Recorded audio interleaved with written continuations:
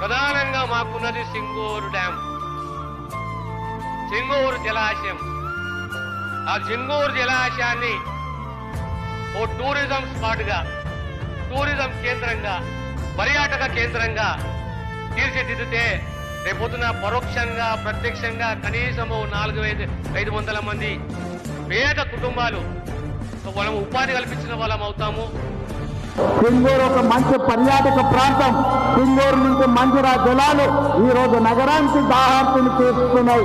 తప్పకుండా ఈ సింగూరు ప్రాజెక్టును 100% ఒక మంచి టూరిజం కింద, ఎకో టూరిజం కింద ఆ సింగూరు జలాలు హైదరాబాద్ ప్రజలు ఏదైతే దాహార్తిని తీరుస్తుందో సింగూరు యొక్క అభివృద్ధి కార్యక్రమాలకు కూడా నిధులు మంజూరు చేసి ప్రత్యేకమైన సమీక్ష చేసి ఈ అభివృద్ధి కార్యక్రమాలను ముందుకు తీసుకెళ్తామని చెప్పి నేను ఈ సందర్భంగా తెలియజేస్తున్నా.